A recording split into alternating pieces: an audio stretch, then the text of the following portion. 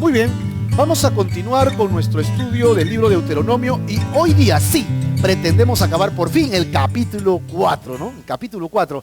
¿Y recuerdan cuál era el título? Exhortación antes de poseer la tierra prometida, el autoanálisis. Pues esta sería la tercera parte porque es de nuestro bosquejo, sería la última parte del estudio, ¿no? Versículos del 21 al 49 de nuestra serie de este libro que se llama La importancia a la obediencia, ¿no? La importancia a la obediencia. Vamos a ver el bosquejo general para tenerlo claro, ¿ok? ¿Recuerdan ustedes cómo lo habíamos dividido? Moisés exhorta a la obediencia. ¿Por qué preservar la ley? Va a hablar acerca de unas ciudades de refugio y la conclusión del discurso. Es como hemos dividido este capítulo.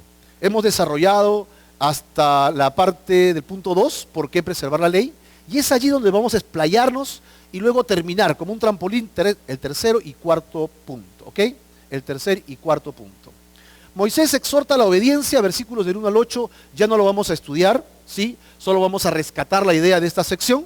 Moisés empieza el final de este discurso de 4 capítulos, como está dividido para nosotros, hablando acerca de la revelación divina, ¿no? La revelación de la ley hacia la nación de Israel y la exigencia de Dios. La exigencia de Dios es: te doy la ley, ¿para qué? Para que la cumplas.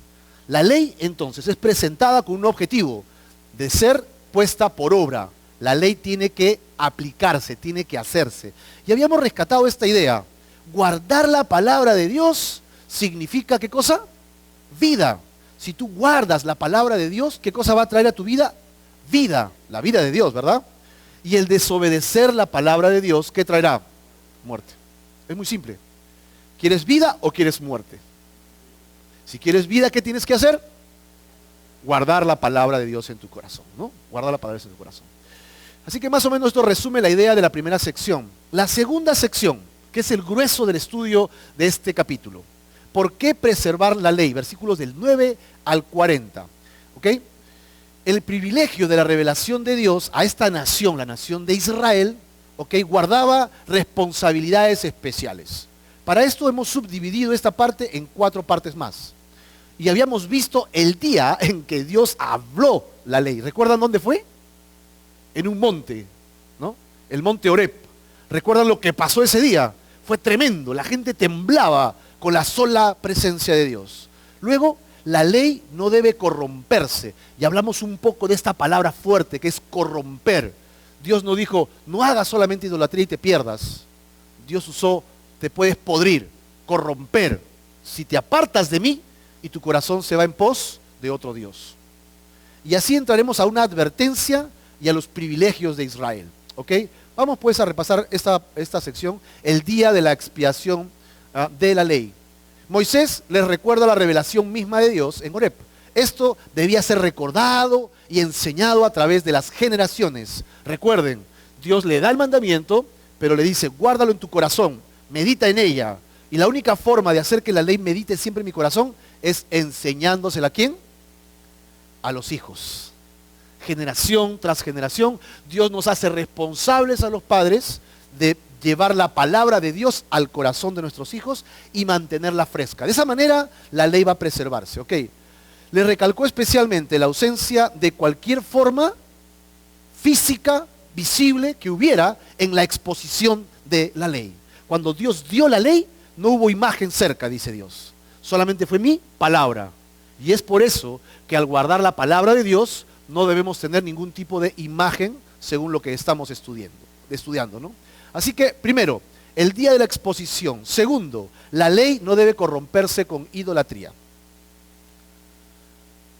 Aquí se presentaban las diferentes formas de idolatría. ¿Ok? Israel fue advertido en contra de las esculturas, imágenes de figura alguna, y no debía copiarse ninguna forma o representación. Se habla de efigies, se habla de cierto tipo de monumentos, bestias, pájaros, insectos, reptiles, que se adoraban en Egipto y también en Canaán. Y Dios le dice a ellos, ustedes van a entrar y no hagan lo que hacen ellos. No adoren a los dioses que hacen ellos. No adoren a los animales, ni tampoco a las estrellas, ni nada del cielo. Veamos el versículo rápidamente. Versículo 15 decía, guarden pues mucho sus almas. ¿Qué tienen que guardar? Recuerden, el alma es importante, ¿no? Pues ninguna figura visteis el día que Jehová habló con ustedes en medio del fuego. El día que Dios se presentó, solamente hubo palabra, ninguna imagen alguna. Y luego dice, ¿para qué? Para que no se corrompan. Y miren las tres palabras que utiliza: escultura, figura y efigie. No se van a hacer absolutamente nada. Y luego, cuando entremos al siguiente capítulo, veremos el detalle. No te harás nada de esto, ni de figura, ni de efigie, ni de escultura, para postrarte, adorarle y servirle. ¿Ok? Es el énfasis, el énfasis. Porque luego vamos a ver que Dios mismo construye el tabernáculo y pone querubines, ¿verdad? Pone imágenes, pero ninguna de ellas son para postrarse y adorarse. Así que no hay contradicción. La contradicción, perdón, el punto de la idolatría está: te haces una imagen y luego te parece bonita, y luego te parece que te habla, y luego te parece que te dice algo, entonces tú le sirves, confías en estas cosas. Y eso es lo que Dios aborrece. ¿Ok? Ese es el punto. Y luego habla de las estrellas, el cielo, la luna, ¿ok? Que tampoco te inclines a ellas. Pues no las veas tanto, porque tu corazón puede ser impulsado a querer servir a las estrellas. ¿Hay gente que sirve a las estrellas? Paparazzi se llaman, creo, ¿no? No. Los que sirven a las estrellas. Hay gente que hace cosas por las estrellas, ¿no? Le rinde culto a las estrellas, a la astronomía. Una cosa es estudiar las estrellas y otra cosa es leer las estrellas para ver qué me tiene que decir las estrellas. Ya estrella, muy bien, eso voy a hacer, ¿no? Sí. Y te estrellas en tu vida. Ya hemos hablado de esto, así que no vamos a entrar en el detalle de las estrellas. Y dice que Dios les entregó todo esto, dice, y te inclines a ellos y les sirvas, dice el versículo 19, porque Jehová tu Dios los ha concedido, ¿a quiénes? A todos los pueblos. O sea, toda la humanidad puede percibir las estrellas, las galaxias, la luna, el sol, ¿sí? Y Dios se los ha entregado a los pueblos de todos los cielos. A todos se los ha entregado. Pero hay una diferencia. La diferencia en el versículo 20 es que dice, pero a vosotros. O sea, todo el mundo tiene esto, pero a ustedes yo les estoy diciendo bastante claro.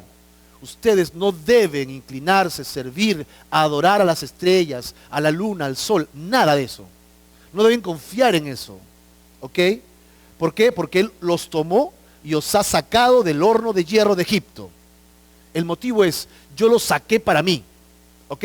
Para que sean, ¿qué cosa? El pueblo de mi herencia, el pueblo de mi heredad, como en este día.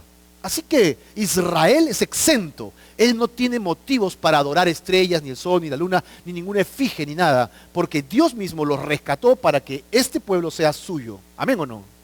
Pues esto pasa también con nosotros, porque nosotros, ¿dónde vivíamos antes de conocer a Dios? ¿En quién confiabas antes de conocer a Dios? ¿Dónde estaba tu confianza?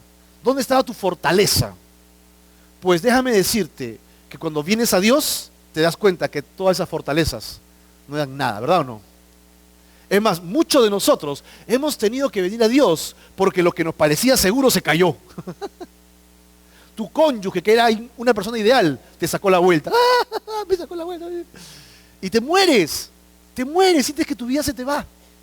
Tus hijos, que pensabas que era tu seguridad, tu futuro, de repente crecen y nunca más los ves, te abandonan. Y tu confianza que estaba puesta en ellos, nunca más las ves. Y te afliges y lloras. O estaba puesto en algo material, la economía, el dinero, tu cuenta bancaria. Y cae la bolsa y se cae todo, y tu dinero que valía millones, hoy día vale centavos. Y dices, ¿y ahora qué hago? Hay gente que se suicida por eso, ¿sí o no? Porque su confianza, ¿dónde está? En las cosas terrenales. Nuestra confianza ahora, ¿dónde está? En Dios, en las cosas eternas, celestiales, pero que se van a hacer terrenales. ¿Amén o no? Porque todo lo que tú entregues ahora para el reino de Dios, Dios te lo va a recompensar también físicamente, ¿ok? No solo espiritualmente.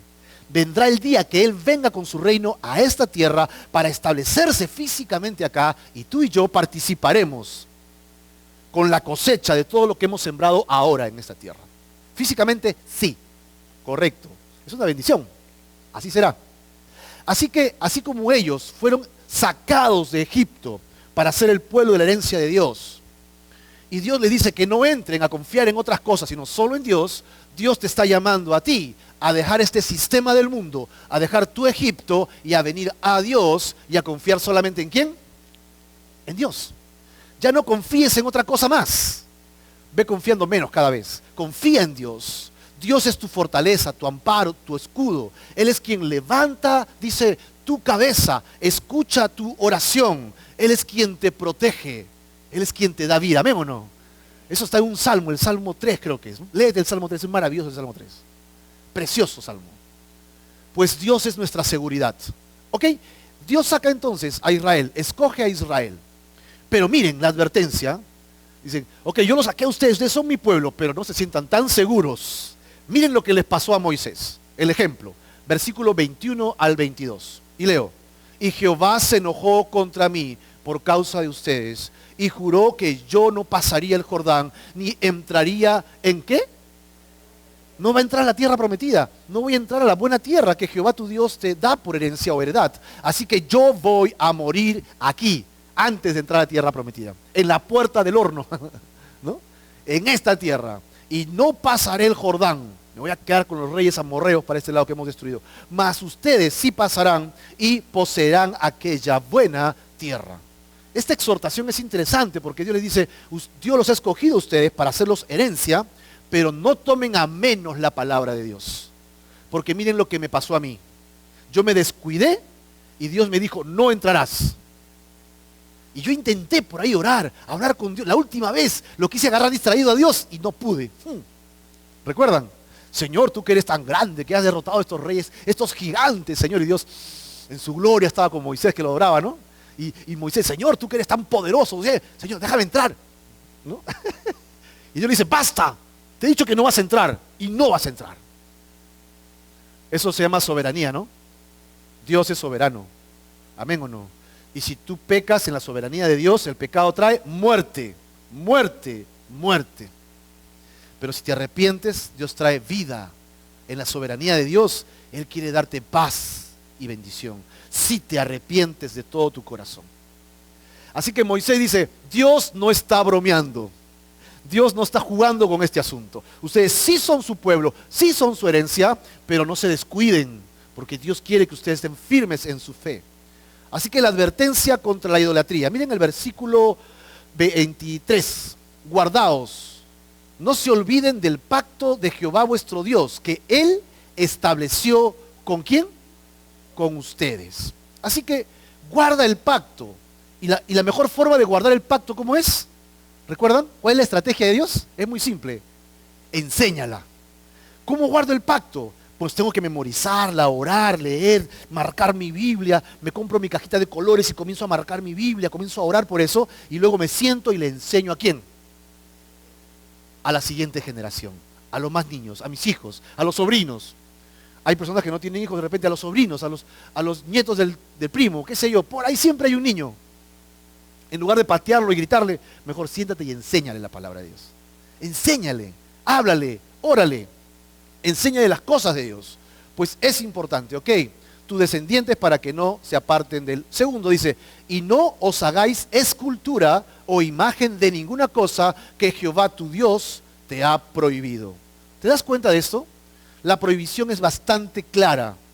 Si tú, que has sido diseñado para tener una comunión con Dios, sacas a Dios de tu corazón, naturalmente vas a querer crearte otro Dios para llenar este vacío. Llámese poder económico, llámese satisfacción, llámese dinero, llámese poder a las posesiones, amor a las posesiones, sexualidad, amor a los hijos, excesivamente, ¿no? Hablando. Todo eso, sin Dios, es idolatría. ¿Por qué? El primer mandamiento que dice, no tendrás otros dioses delante de mí. Dios quiere ser el primero. O sea, Antes de Dios no debe haber nadie. Después de Dios, nadie. Él es primero, sobre todas las cosas. ¿Hay alguien en tu vida que es más importante que Dios? Autoanalízate, ¿no? Pues acá lo decimos claramente, no, porque Dios es más grande. Pero en tu vida regular, cuando te levantas, ¿qué es lo primero que piensas? ¿Está Dios allí? Porque de eso estamos hablando. Cuando vas a comer y te vas a llevar algo a la boca, ¿qué es lo primero que piensas? Esto está riquísimo. Oh, gracias Dios porque lo hiciste riquísimo. ¿Dios está primero o no? Porque en la práctica muchas veces Dios no está primero. Nos olvidamos de Dios todo el día y solo lo separamos a un tiempo religioso de voy a orar o voy a leer, cuando Dios debería estar primero en cada paso que doy. Voy a ir a comprar al mercado. Señor, acompáñame, ¿no? Que me toquen buenas caseras hoy día, que estén contentas las caseras. Y les pueda hablar del Señor ahí, ¿no? Les pueda hablar de ti, Señor. Eso es poner a Dios primero. Voy a ir a estudiar a la universidad. Voy a subir a un micro, un autobús. Y a la hora de subir, Señor, te pido por favor que pueda hacer luz ahí donde estoy, ¿no? Luz, que pueda hablar de ti. Que le caiga bien a los profesores, al director. Que le caiga bien a mis amigos para hablarle de ti. Eso es poner a Dios primero. En tu trabajo, dices, voy a trabajar. Ay, te levantas con un pie y lo quieres volver a subir porque no quieres levantarte. ¿No? Pues nos vamos a trabajar. ¿Realmente pones a Dios primero? Señor, gracias porque me das un día más de trabajo. Dame inteligencia, dame sabiduría, dame habilidades. Hazme caer en gracia con mis empleadores o con mis empleados para desarrollar más ideas, más proyectos. Dame más contactos. O sea, ¿realmente estás conectado con Dios en tu vida regular o no? Porque de eso estamos hablando, ¿no? ¿Dios está primero? Sí, Dios está primero. Pero si nos ponemos a analizar los minutos de tu vida, honestamente muchas veces Dios no está primero. Ni siquiera está. Honestamente a veces ni siquiera lo piensas. Pues de eso está hablando. Ok, no te hagas otra cosa. Dice finalmente, ¿por qué? Porque Jehová tu Dios, ¿qué cosa es? Esto es muy fuerte, ¿no? Dice que Él es fuego consumidor y Dios celoso. ¿Tú te puedes imaginar a Dios celoso? ¿Que Dios es celoso? ¿El celo no es un pecado? Bueno, estamos hablando del celo de Dios, no el celo egoísta del hombre, ¿no? El hombre egoísta quiere todo para él, quiere ser feliz él, quiere que lo hagan feliz a él, quiere sentirse dichoso él. Y si la persona que está a su lado no lo hace, entonces se pone muy celoso, fastidioso y presiona. Pero no estamos hablando de ese celo. Lo que estamos hablando es de guardar las cosas de Dios. La palabra fuego consumidor y celoso indica un ardiente amor que no tolera rival y destruye todo lo contrario a lo que es su naturaleza. ¿Verdad que Dios es Dios o no? ¿Y antes de Dios qué hay? Nada. ¿Después de Dios? Porque Él está sobre todas las cosas. Amén. Si Dios está sobre todas las cosas, Dios no tiene competencia. ¿Amén o no? Dios no tiene competencia. Y si Dios te está escogiendo de entre las tinieblas y te está llevando a su luz, y Él te tiene para Él, porque Él te quiere para Él, ¿así? Entonces, ¿tú crees que Dios va a dejar que otra cosa se meta en tu vida? No. Él va a destruir todo lo que se interponga entre Dios y tú. De ese celo hablamos. Porque Él ama tu alma, Él ama tu vida y no quiere que te pierdas. Tanto ha sido su amor por ti, su celo por ti, que lo ha demostrado. ¿Cómo? Envió a su Hijo único para que ocupe tu lugar de castigo. Y de esa manera, el precio que tú no podías pagar por tu culpa, por tu pecado, Dios mismo lo pagó para rescatarte. Entonces, cuando en tu corazón tú quieras desviarte a otro Dios, a otra actividad, para que la pongas como prioridad en lugar de Él, ¿qué cosa crees que va a hacer Dios? ¿Qué crees que va a hacer Dios? Lo va a destruir, pues. Lo va a sacar de tu vida. ¿Por qué lo va a sacar de tu vida? Porque Dios es un Dios celoso. Es fuego consumidor. Así que si tú verdaderamente amas a Dios, Dios va a guardar por tu alma. Dios va a guardar por tu vida. Y todo lo que quieras poner en lugar de Dios, primero, Dios te va a hacer la vida cuadritos. Por decirlo de alguna manera, Dios te va a perseguir. Estás con RQ, estás pedido. Donde vayas, Dios te va a pedir. Dime si no es verdad. Dime si no es verdad. Te has querido alejar de Dios, te vas y donde vas, Dios, alguien te habla, un folleto. Yo me quiero apartar al mundo y no puedo. Porque Dios es un Dios celoso. Dios no va a querer que te pierdas. Su amor es tan grande por ti que Él lo ha expresado de forma visible en una cruz. Lo ha mostrado con su amor y su paciencia para contigo y para conmigo. Procesa la paciencia con nosotros para que nosotros nos arrepintamos y vengamos a Él, fuente de agua viva. Él es nuestro Dios. Y no quiere que te vayas al mundo. No quiere que te pierdas. Él quiere guardar tu alma y tu corazón. ¿Amén o no? Ese es nuestro Dios maravilloso. Bueno, entonces, en este pequeño bosquejo, el día de la expiación ya lo vimos, cómo fue presentada. Él dice, no quiero que se corrompan apartando su corazón, sacándome a mí y poniendo otra cosa. ¿Ok? Y ahora la advertencia, si se corrompen. ¿Qué pasa si efectivamente te apartas y te corrompes? ¿Qué le pasa a Israel? ¿Cuál es la advertencia contra Israel si Israel deja de enseñarle a sus hijos? Sus hijos se olvidan quién es Dios y comienzan a apartarse de Dios y comienzan a poner otras prioridades en su vida. Dígase idolatría. ¿Y qué pasa si se arrepienten de eso? Pues este es un mensaje casi como el mismo evangelio, ¿no? Si los israelitas menospreciaban la única revelación concedida por Dios, Él los castigaría. Pero si se arrepentían y retornaban a Él, ¿ok? Sobre los términos de este pacto que hizo con Israel, de librarlos y de ser su pueblo y su Señor, los restauraría. ¿Ok? Si te apartas, va a venir la consecuencia de tu pecado. Y si me arrepiento, Dios te restaura. Oh, ¿esto no es bueno? Pero ¿saben qué? Eso es un privilegio. Eso es un privilegio. Es una bendición. Porque Dios no ha hecho eso con otra nación. Solo lo ha hecho con Israel. Y a través de Jesucristo ha abierto las puertas para todo aquel que quiera creer. ¿Has pecado en tu corazón? ¿Te has alejado de Dios? ¿Has puesto otras prioridades en tu vida? Dios te dice que lo que estás pasando ahora es consecuencia de todas tus malas decisiones. Solo es cosecha de todo tu orgullo, de toda tu vanidad, de toda tu forma arrogante de vivir sin Dios. Y Él quiere que te arrepientas y vengas humillado ante Él. Y Él te restaurará. Lo mismo que hizo con Israel, lo quiere hacer con nosotros. ¿No es Dios bueno? Ha ampliado su bendición para con nosotros. Veamos. Advertencia para los años venideros. Mira lo que dice el versículo 25. Cuando hayáis engendrado hijos y nietos. ¿Te das cuenta? Dios siempre está pensando en el futuro. Nosotros no solo somos salvos, es nuestra responsabilidad, nuestras siguientes generaciones. Y luego lo que dice acá, y hayáis envejecido, ¿ok? En la tierra.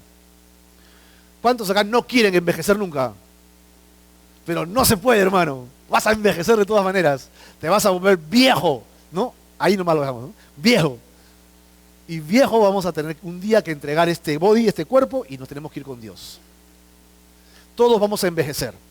La siguiente generación es la que tiene que recibir el escafete y seguir la carrera en Cristo Jesús. Tenemos que entrenar a la siguiente generación.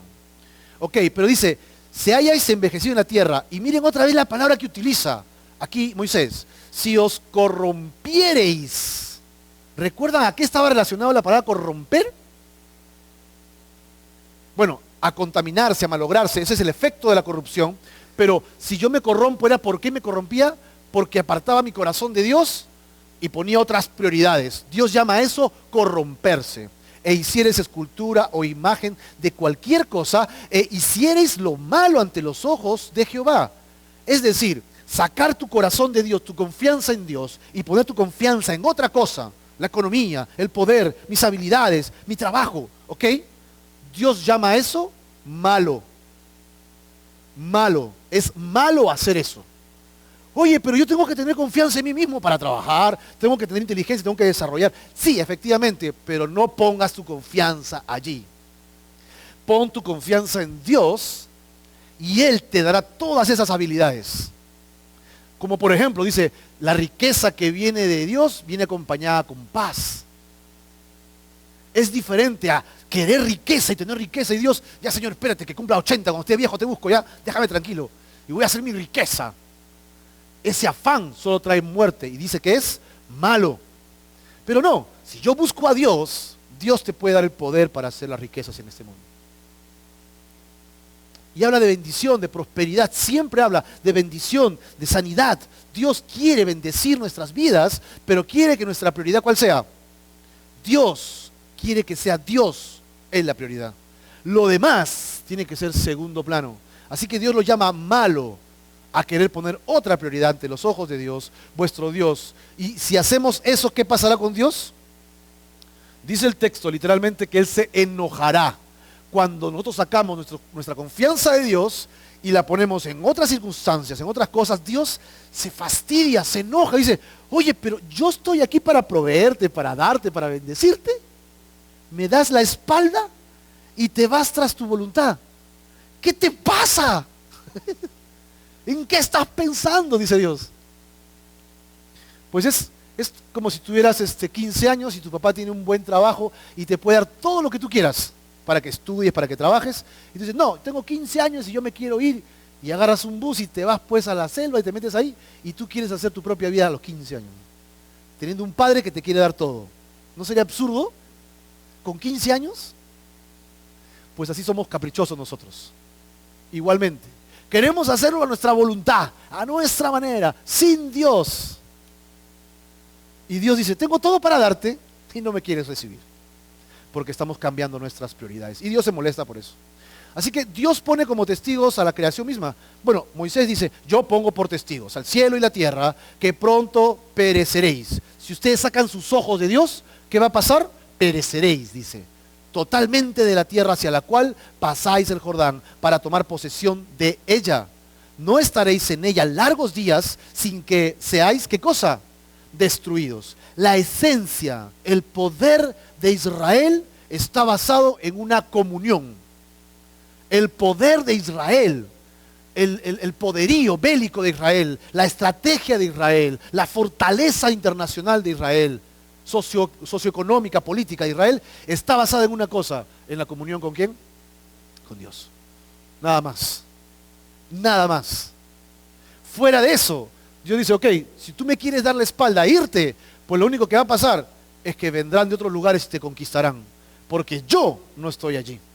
Me sacaste, pues, me sacaste de la fórmula, entonces no puedes esperar tener el mismo resultado. Me sacaste de la ecuación, me sacaste de la jugada.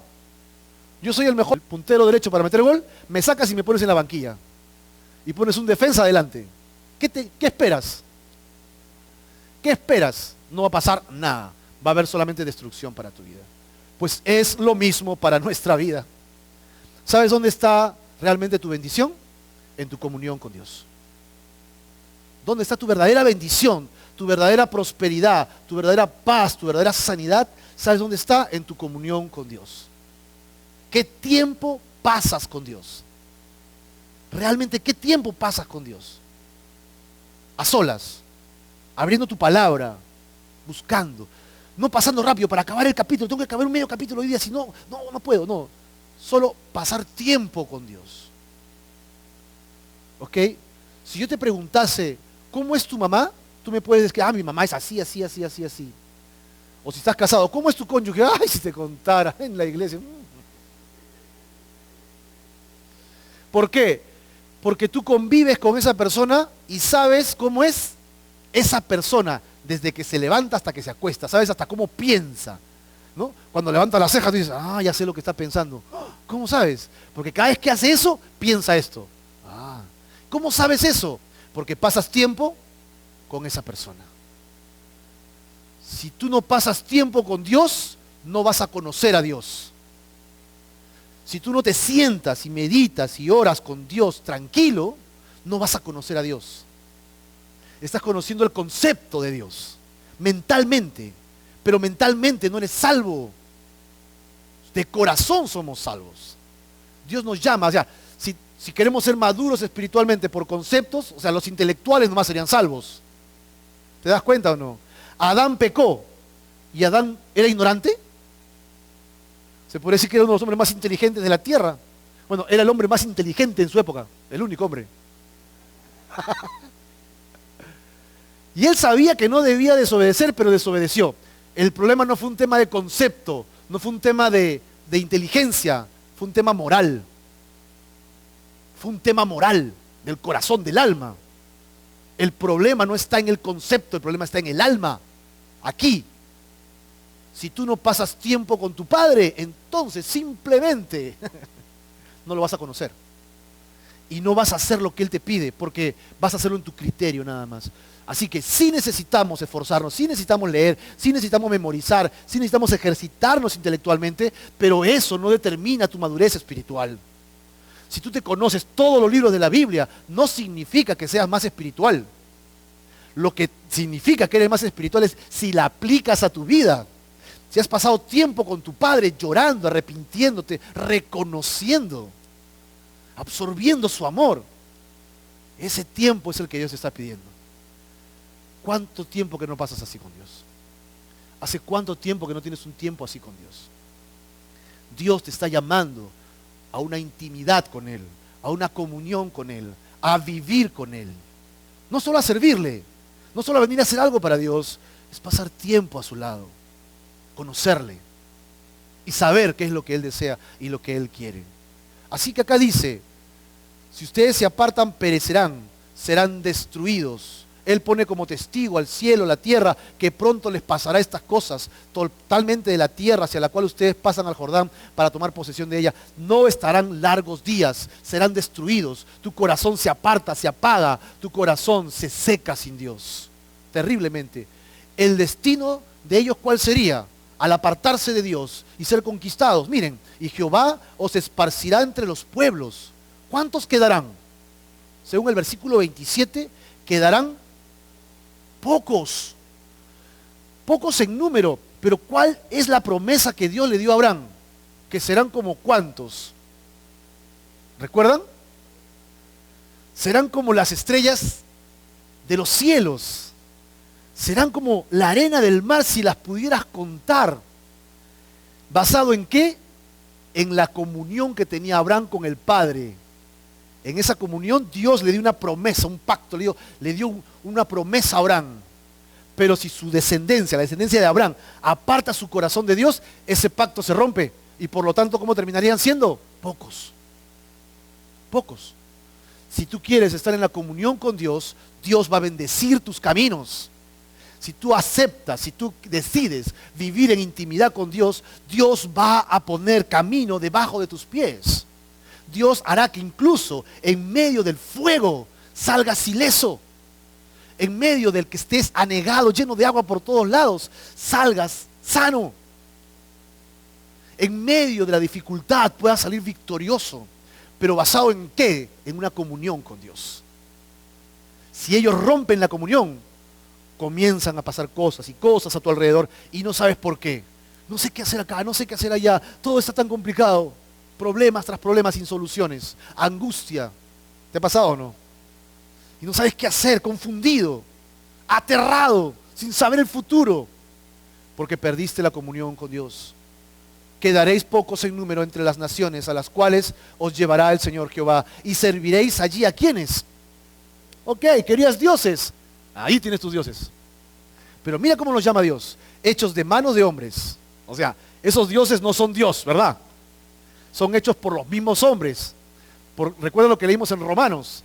Creyendo ser sabios, se envanecieron y siendo necios, hicieron de las cosas naturales sus propios dioses. Y con sus propias manos crean cosas de las cosas naturales, le ponen nombre y le adoran, le sirven. Y dice acá, mano de hombres hechos de madera y de piedra.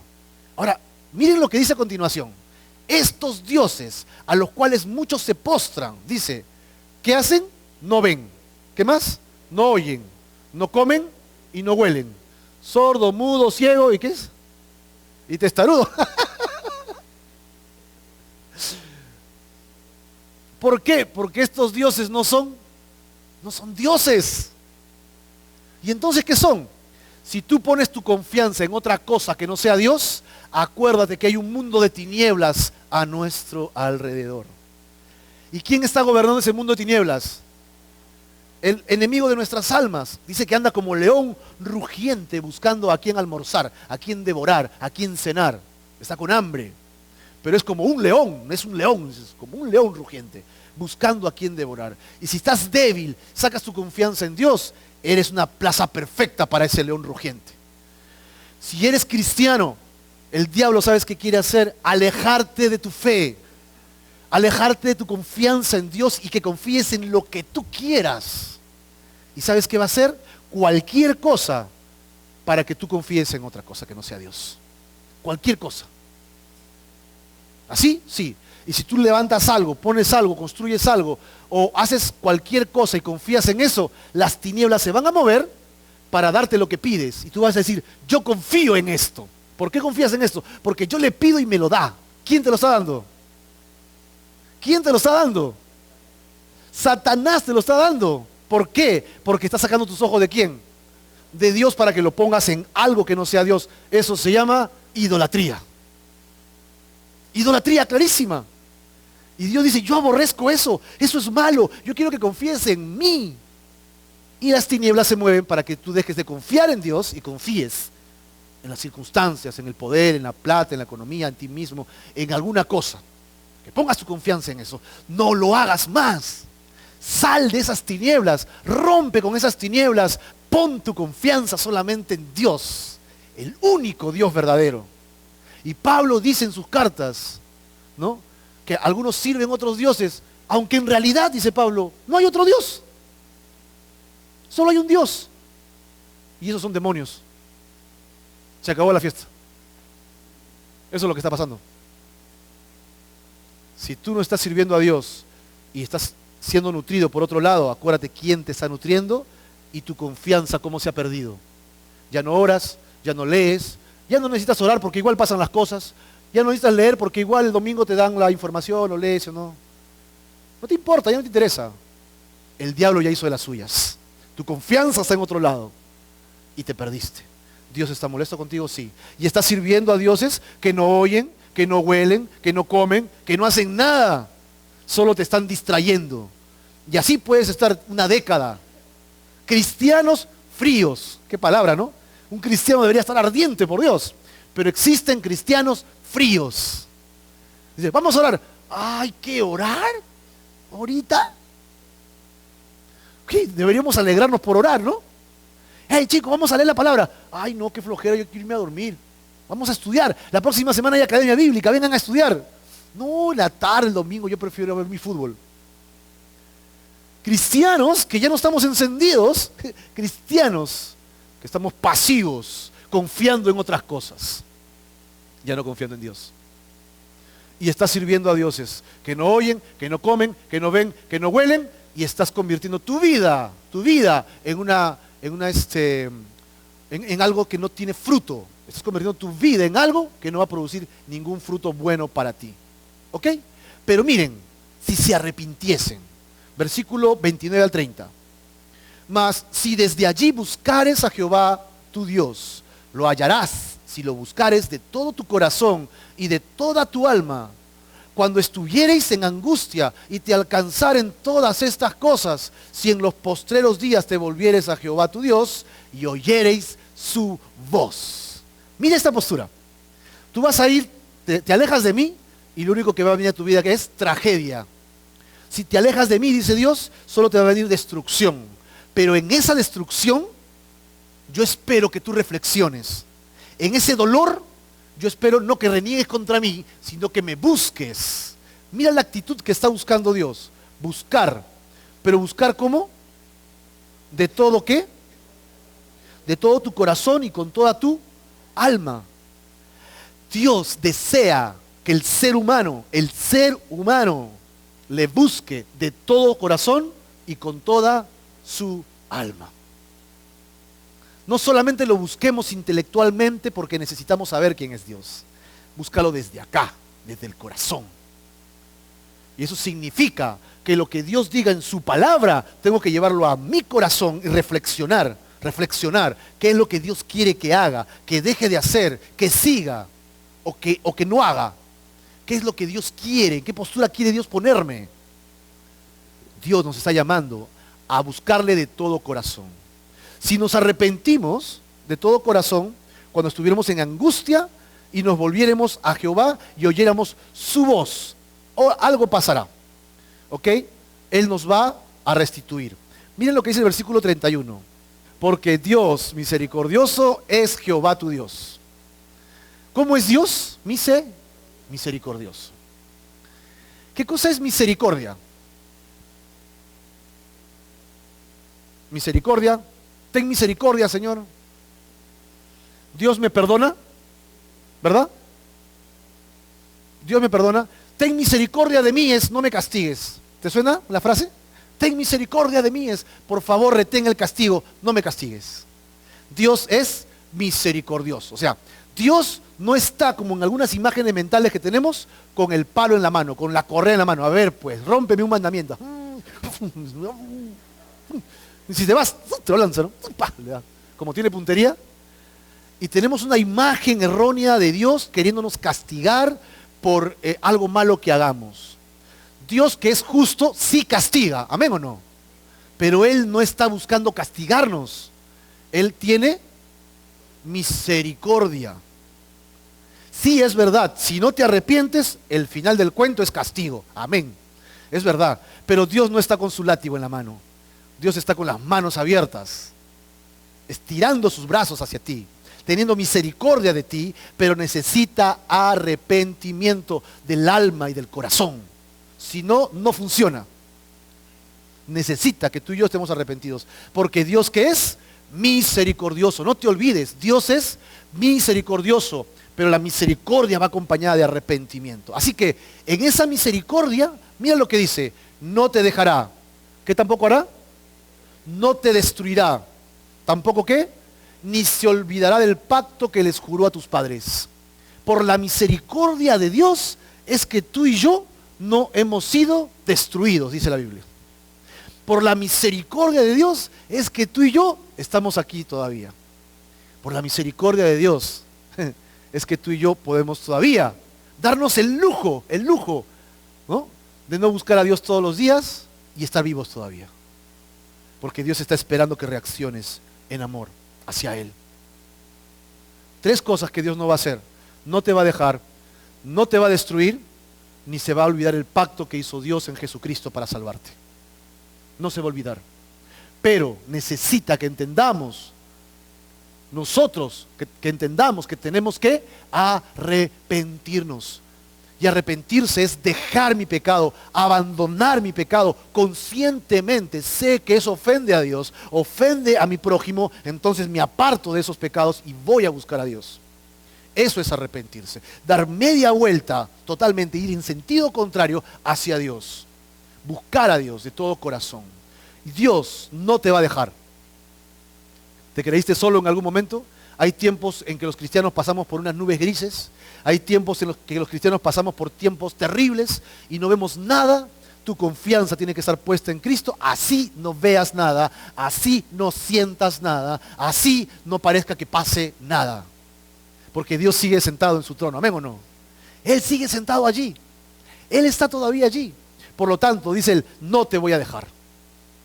Es como cuando estás caminando, te agarras de la mano y de repente caes en un hueco, ¿no? Y tú ves solamente vacío abajo, pero estás agarrado de Dios aquí. Desde afuera solamente se ve a Dios y una mano chiquita, que es tu mano, ¿no? Y Dios está, no te preocupes. Y Dios dice, no te preocupes, porque no te voy a dejar. Yo no te voy a soltar. ¿Tú crees que te voy a soltar? Me ha costado la sangre de mi Hijo Jesucristo salvarte. Yo no te voy a soltar. Patalea un poco para que aprendas. Pero no, Dios no te va a dejar. ¿Ok? Y si Dios te dejara, te destruirías. Pero no es la intención de Dios destruirte. No es la intención de Dios consumirte. Pero Dios sí puede destruirte. Y Dios sí puede consumirte. En su santidad, eso pasa si no nos arrepentimos. Pero ¿cuántos acá podemos decir que estamos arrepentidos? ¿Sí? De todo corazón, de toda nuestra alma. Y dejemos que Dios sea quien nos proteja, quien no nos destruya y que no se olvide del pacto que hizo con Jesucristo para con nosotros. Así que hemos visto estos temas. 1, el día de la expiación. en que se propuso la ley. Segundo, no hay que corromperse con la idolatría. Tercero, las advertencias. Ahora, por último, Israel es privilegiado. Finalmente, vamos a encontrar que Israel es una nación privilegiada. ¿Ok? En este párrafo vamos a encontrar el privilegio de la nación de Israel en tres fases. Uno, el único privilegio, porque es el único pueblo con el que Dios lo ha hecho. Dos, el propósito de ese privilegio que tiene Dios con Israel. Y tres, la obligación que demanda este regalo de Dios, este propósito que tiene Dios con él. Miren lo que dice el verso 32, porque pregunta ahora si en los tiempos pasados, que han sido antes de ti, antes de Israel, ¿no? Desde el día que creó Dios al hombre sobre la tierra, si desde un extremo del cielo al otro se ha hecho cosa semejante a esta gran cosa, o se haya oído otra como ella. ¿De qué está hablando aquí Moisés por la revelación de Dios? ¿Qué cosa ha hecho Dios con Israel? Que ha sido portentoso, que se habla por generaciones, que hay hasta películas de eso. ¿Qué ha hecho Dios con la nación de Israel? Librarlos de Egipto. ¿Recuerdan? En base a eso es que Dios dice, ¿dónde ha vuelto a pasar eso? ¿Y dónde ha sucedido antes de eso? Y la respuesta es, nunca. Nunca se ha escuchado nada así. Bueno, ahora hay películas que son una locura, pero son pura ciencia ficción, ¿no? Pero estamos hablando de historia humana. Nunca ha pasado. Solamente ha pasado con la nación de Israel. Así que vean el versículo 33. ¿Ha oído pueblo alguno la voz de Dios hablando de en medio del fuego, como tú la has oído? ¿Sin qué? Sin perecer. Mira, lo que está dando a entender es que solo la palabra de Dios poderosa podría hacernos perecer, porque es santa y pura. ¿Ven o no? Y dice, ¿a qué nación le ha pasado eso? A nadie. Si Dios ha hablado a alguien, ha sido para destruirlos. Venían los enemigos de Dios, Dios decía algo y ¡pum!, destruía a toditos. Pero Dios les habló desde el monte y ellos escucharon la voz de Dios. Así que el primer privilegio es, solo Israel ha escuchado a Dios y no ha perecido. Solo Israel. Luego continúa diciendo, ¿o ha intentado Dios venir a tomar para sí una nación de en medio de otra nación? Con pruebas. Y miren estas 7 cosas: señales, milagros, guerra, mano poderosa, brazo extendido y hechos aterradores. 7 cosas que ha hecho Dios en Egipto para librar a Israel, como todo lo que hizo con vosotros Jehová vuestro Dios. ¿En dónde?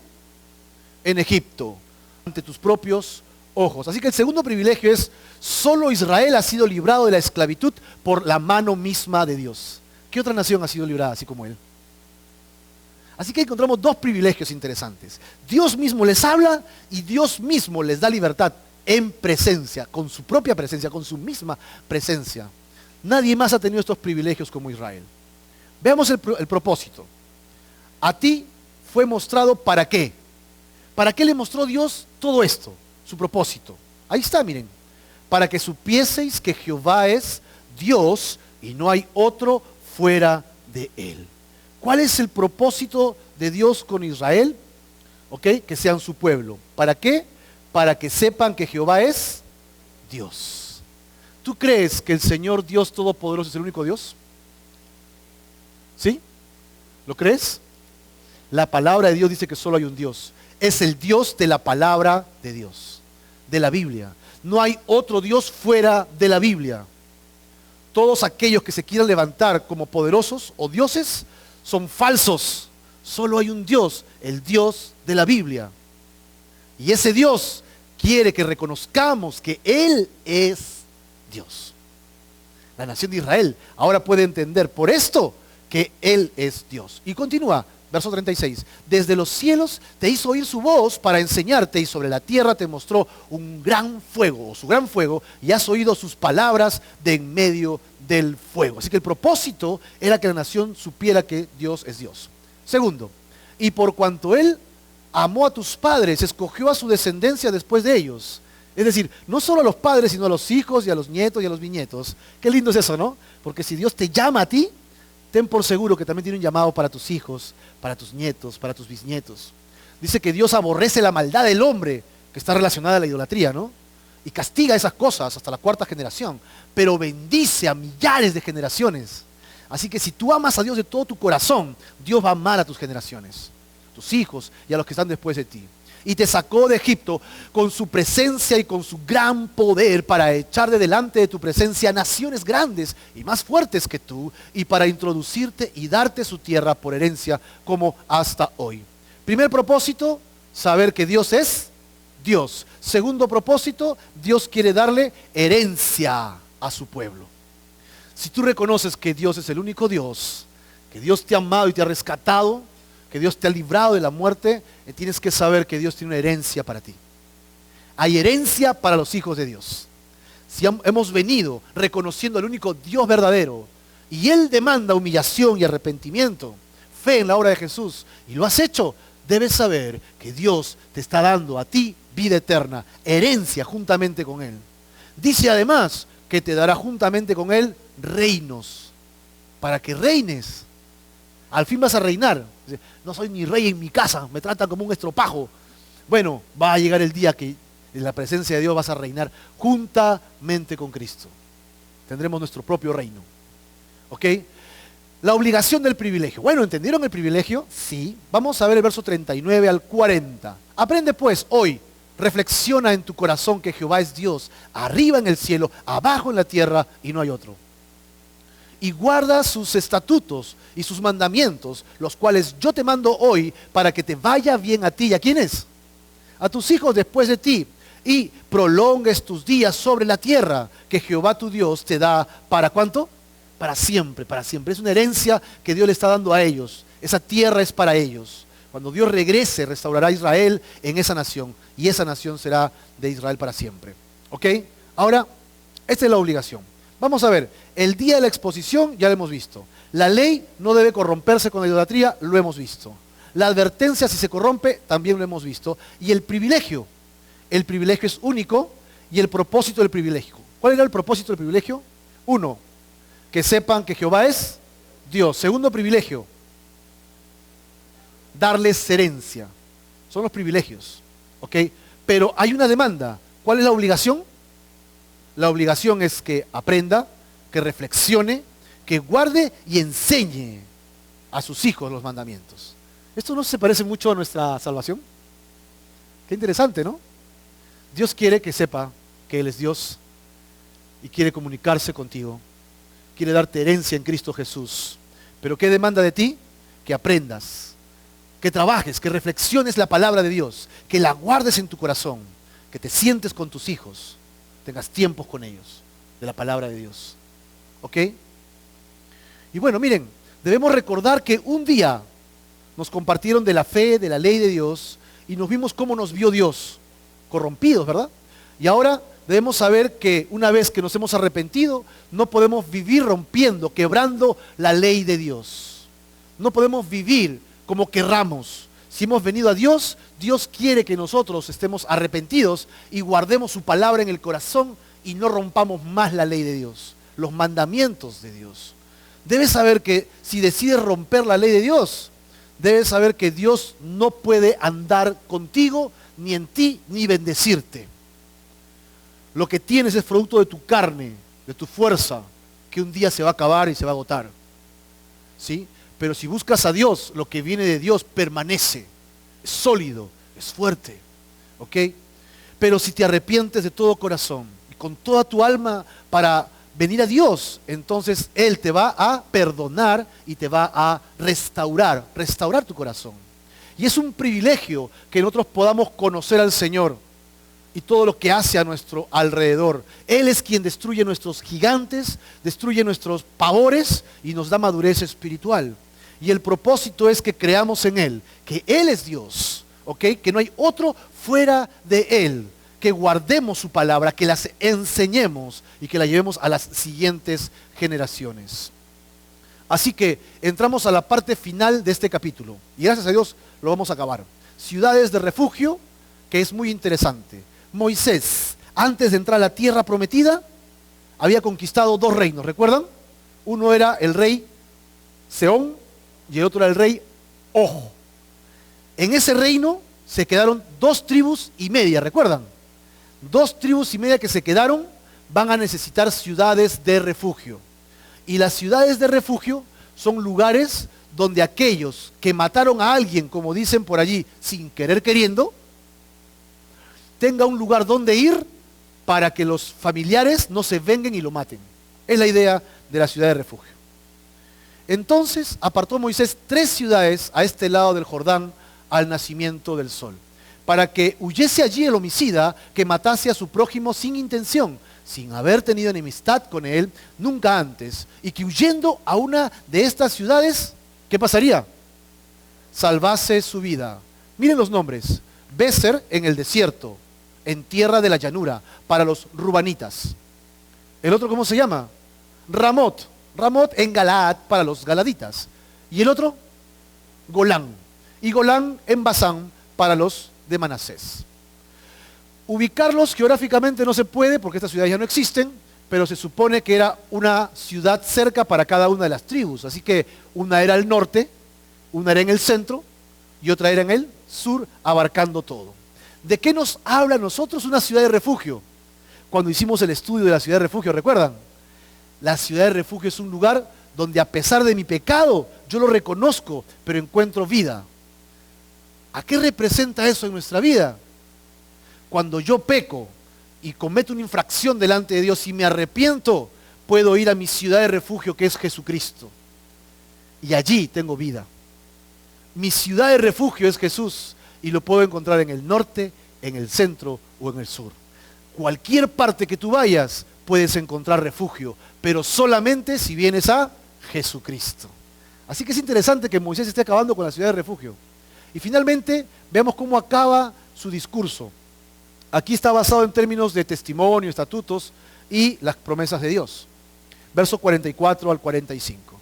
Esta pues es la ley que Moisés puso delante de los hijos de Israel. Estos son los testimonios, estatutos, decretos que habló Moisés a los hijos de Israel cuando salieron de Egipto. A este lado del Jordán, verso 46, en el valle delante de Bet Peor, en la tierra de ¿quién? ¿Quién era Sehón? ¿Recuerdan?